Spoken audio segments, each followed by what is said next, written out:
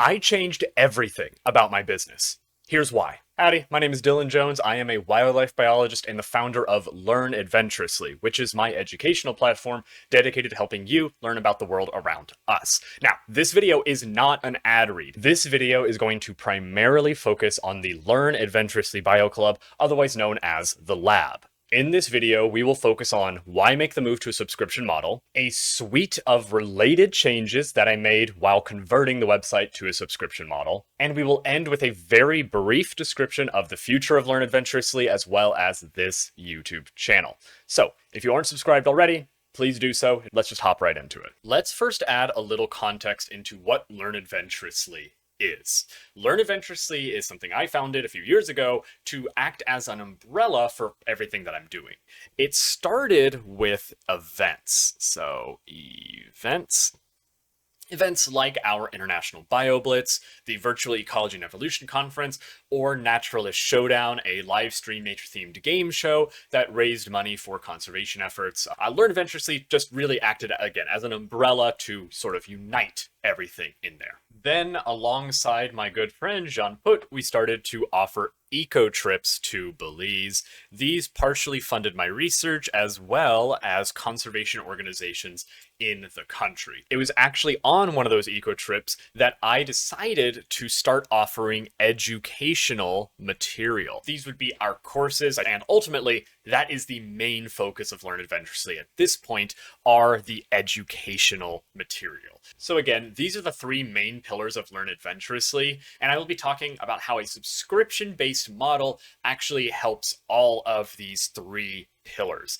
With eco trips, we are going to slightly change them to experiences, which I'll discuss what that looks like later on in the video. Let's first start with why make the move to a subscription model, and there are three big reasons. The biggest reason for this change, which I actually talked about in a past video, was lowering the barrier to entry for my educational material. At the time of recording, I have 3 programs which are each comprised of individual courses. This was my old pricing model where you could purchase a program, which was a discounted bundle of courses, essentially. What that meant was for a program like Reading Phylogenies or Fundamental Biostatistics, which only had 3 courses each, the price point would be $80 USD. So I'll just type it 80. And then for larger courses, like my Fundamentals of Art for Biologists, that one ended up being a price point of $170. So the way I used to do this was every individual course was $35. You'd add them together, add a bundled discount, and then boom, that's how you have course prices. Now, I know these prices were fair. However, it is simply the barrier to get into these courses was too high for my core demographic, which are broke biologists and grad students. So for someone to get access to all 3 of these programs, barring any deals or promotions or anything like that, they would be paying north of $300. Instead of paying $300 to access all of my courses, now you only need to pay $10. That is because we are moving to a subscription-based service. And I know what you think, that over the lifetime of all of these courses, that you, the individual consumer, will end up paying more in subscriptions. That's just not true. For these 3 courses, for example, to get the same value, you would have need to have a subscription for 3 years, which is actually longer than any of these courses have ever been in development. And of course, I'm adding more courses. So over time, that $10 value just gets higher and higher.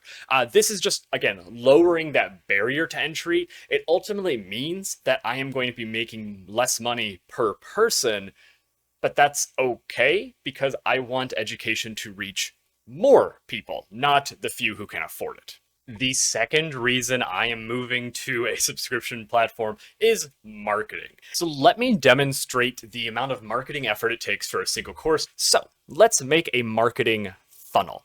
If you're new to marketing, a marketing funnel is just a way to have a lot of attention funnel towards a product or a service. In this case, it is my course, Art for Biologists. Most of my marketing funnels start with social media. So that can be Instagram, YouTube. For this type of course, right, Art for Biologists, this is a course about a programming software that we use in biology to analyze our data and clean our data.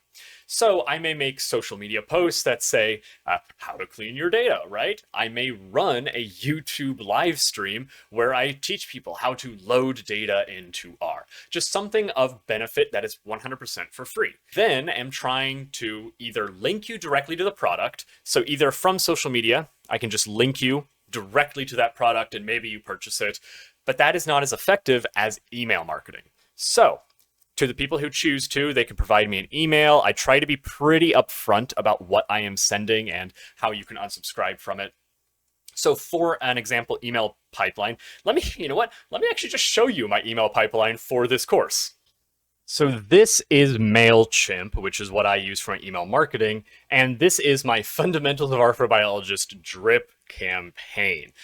This is if I zoom out, you can see the whole thing.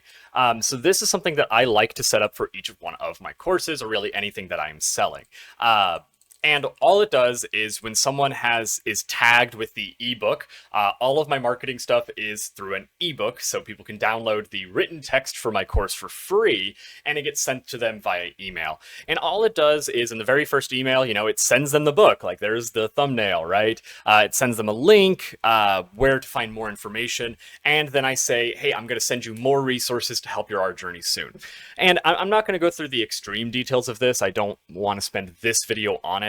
But I've had around 1,300 people go through this email marketing pipeline, and this will ultimately go down into Fundamentals of R. But throughout this, again, we're narrowing the focus of the funnel. I have your email, so now you're also getting my newsletters. So these are long-term. I send a weekly newsletter. There's actually this old, I think adage is the right word in marketing, where someone needs to see something 7 times before they purchase it. So for me, you may see my social media post 3 or 4 times, you get the email, you see it twice, etc., etc. You get my newsletter, so every single week you're getting reminded that I have courses, I have this and that. And this is like one example of marketing for a single course. And of course, this is just a single funnel for a single product. I have other sales funnels, right, that try to get you into this course. And that also means I have multiple funnels for each course. So instead of doing all of this effort for each individual course, I can now just have a single marketing focus on getting people to enter the lab. Ultimately, by saving on the marketing, I am just saving me a tremendous amount of time and effort. Time and effort that could be better spent producing more educational material rather than the marketing. And the third reason for moving to a subscription platform is how that will impact events and experiences. So when it comes to events, things like our international BioBlitzes or the Virtual Ecology and Evolution Conference, those all came out of my pocket. I didn't get any money for them, I didn't charge tickets, I didn't do anything like that. So the subscription-based platform, just as a rule, makes it a lot easier for me to plan events because I have more of a stable monthly income.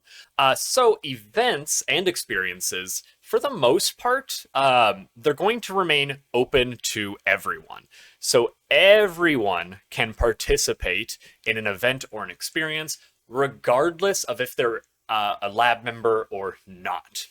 However, what I want to offer to members, right, is just a little bit of an exclusive access. So members, without any additional costs, they get access to maybe an additional course or behind the scenes footage. So if you actually want to see how the event is run, some of the more particulars, and really you're just getting additional access. However, what you can do, if you're really cool and have the financial means to do so, I don't want to force you to give me money, you can support an event. What I'm planning on offering is in the members portal, the lab portal, there will be a way to purchase a name your price ticket for an event.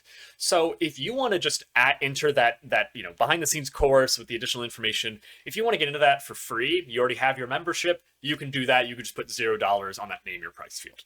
However, if you are able to contribute $5, $10 or whatever, or more, of course, you can then do that. Basically, those funds go directly to that event. So if you really want to fund the BioBlitzes, you can. The ultimate goal is that now the community, the individuals in my community can directly fund the events they want to see funded. Now, I do want to offer events and experiences only for members. So the ones I'm thinking right now are live webinars. The recaps will eventually end up for free. We'll talk about that later. Things like live webinars and social events. So these are things that will be only for members. And the reason is that because you're paying a monthly subscription, we can now actually have the funds and the time and the dedicated effort to run these webinars. Let's actually expand the experiences column a little bit more. So what actually triggered this whole change was me canceling a workshop that I had spent about 2 or 3 months planning for and advertising. With workshops, I wanted the price to be the price of the course it is related to plus a ticket price. So in the case of the R for Biologist course, I have all the prices over here. So for R for Biologists, that would have been this price, plus $100. Ultimately, what this transition to a subscription model does is I'm keeping this same price model. Just means that we're not doing that anymore. So now you can access the workshop just for $100. So ultimately, this change was just going to lower the barrier to entry again. So just to recap, the main 3 things were just financial accessibility, the marketing time that it saves me, and what it enables me to do in terms of events and experiences. But there's also a whole lot of changes that came along with this. So in this next section, I just want to break down all of these changes in a rapid fire, one after the other type of way. And if you have watched this far, thank you. I'm going to be doing more of these devlogs as we build the Learn Adventurously Bio Club and ultimately try to establish a research station and field school dedicated to salamander conservation here in the Appalachians. So, cool. The first big change is dark mode. I spent about a week just going through every single page on the website and converting it over to dark mode. I have sensitive eyes, so I wanted to make sure that I'm actually serving people with the similar disabilities as me. So again, this is like an example course page. Everything's in dark mode. I went through all the quizzes, made sure everything works well. So yeah, a second major change would just be how content is accessed. So just to make this very, very clear, what remains free will be the library, webinar recaps, some of the free courses, and some of the free events. What members will get included with the subscription, there is no members-only library, but there are live webinars, which eventually get turned into the webinar recaps. You also get access to all of the courses, not just the free ones. For events, most events are going to remain free, but members can get access to a VIP lounge, sort of an area with extra information, extra behind the scenes content, just included with their membership. And finally, I'm just calling it Member Plus because I don't know what else to call it. There isn't an extra library. You're not getting additional webinar recaps or additional exclusive webinars you have to pay to access. For workshops, again, those things that have a lot of labor and time commitment, those will be ticketed, but at a much lower price than before. And for our events and experiences, whatever we can call them, I'm going to keep the majority of them underneath a supporter model. So you don't have to pay if you don't want to for the extra access, but this way you can just support like those research projects or those events that we're talking about. So those are optional, but this is basically the new pricing model all in a single table. And just to reiterate on the events, they have expanded a bit now that we have members-only events. These members-only events are just going to be, like I said, those live webinars, social events just for members, or they are like invited speakers and talks. So things that just make it worth a $10 a month membership. And then one more just overall change, it's just navigation. I kind of looked through everything and tried to make things just easier for everyone.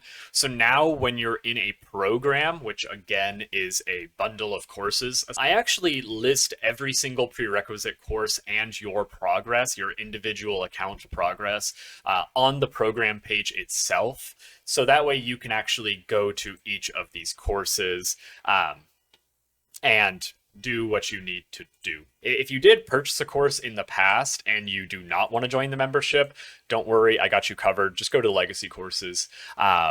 These I also updated and are now here. So again, I've just slightly changed navigation. And related to organization is that I have now made a dedicated webpage for the Learn Adventurously newsletter. So this is a free weekly newsletter I put out that just covers really like ecology, evolutionary biology, while interweaving my own personal experiences and stories in the field. So this is something that I actually recently started and have been plugging away at pretty good. But yeah, there's just now a dedicated web page, and yeah, I just really want to make sure it's interwoven into the fabric of Learn Adventurously more explicitly. Okay, those were the minor changes that occurred with the transition. Let's talk about the overall future of Learn Adventurously and this channel. The penultimate goal of Learn Adventurously is to create a research station and field school dedicated to biodiversity conservation. I moved to North Carolina. I moved Learn Adventurously to North Carolina because of salamander diversity. There's more salamander diversity here than anywhere else in the world, and it is a region of highly imperiled biodiversity and understudied and underfunded biodiversity. So there was a big, very intentional reasons for moving to this area. But in terms of recent future goals, one of our first is to purchase land. Not only will this be the start of the field school research station stuff, but the purchase of land, even just a few acres, will enable us to run ecology courses, run those common garden experiments like I talked about, and ultimately just improve what Learn Adventurously and the lab are able to offer. This has been my goal for a few years now, and it's sort of the culmination of my entire education and research experience. Ultimately, while I was in grad school, I was doing the research into what makes a research station work and doesn't work, often calling research stations directly and just asking them. One of the primary reasons why research stations do not last is funding. The vast majority of them rely on the donation, grants, and tourism model, which is it's common because it can sustain a research station. However, I know that that comes with additional difficulties. Again, federal grants. Hey, we're in a crazy time in America right now where we have federal funding being frozen left and right. That was the reason I canceled my workshop, and it's a reason why I did not want to rely on the donation and grant model. Additionally, donations are fickle and tricky because people donate to what they want to donate to. So instead of donations, I'm asking for a monthly subscription.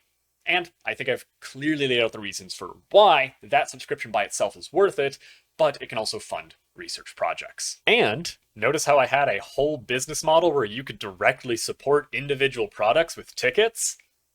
That is the business goal of here. So ultimately, I am setting up Learn Adventurously to fully fund the research station. That is my ultimate goal with this educational platform.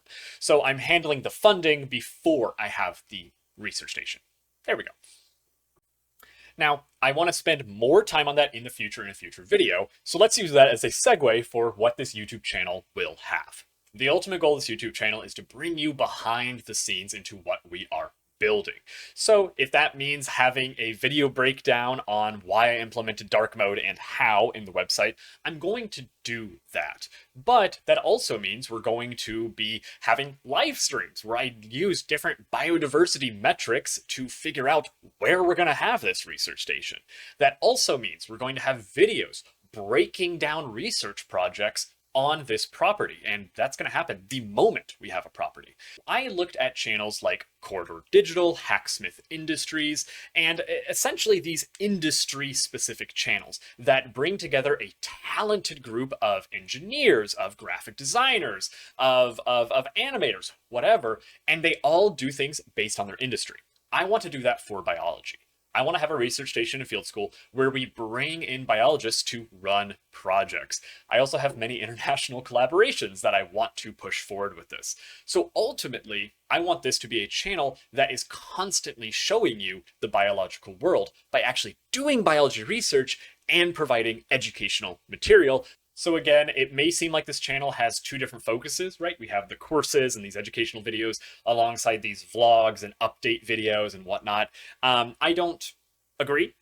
So basically, the way I see it is that the courses, those I actually design very, very specifically to capture people who are Googling information, who are trying to seek out this information. And those just live forever. I don't expect people to find that from their subscriptions. Those I expect people to find from the greater YouTube algorithm and the greater search fields. Instead, these videos, the ones that you're watching right now, these are going to be the ones that I expect the fans to find, right? These are going to be the ones that I expect you to watch because you want to see what's going on with the Learn Adventurously Bio Club, with what I'm speaking about, with what I'm talking about. So ultimately, that's the direction of the YouTube channel. I am changing it up slightly, so any feedback is warranted, and I kind of love that I'm at this early stage again, and I'm kind of redoing it again. Still not monetized, so who gives a shit? I'll just say whatever I want and do whatever I want. But yeah, if you follow this far, thank you for watching. Thank you for joining. This is actually the 5th time I've recorded this video due to audio issues and pacing issues and showcasing everything issues. So I really appreciate the support, and yeah, subscribe for more. Consider joining the lab. It's like $10 a month, down to $7.50 if you do annual, and you get access to, well, everything I said. I'm not going to repeat myself. Thank you. Have a wonderful day and continue to learn adventurously.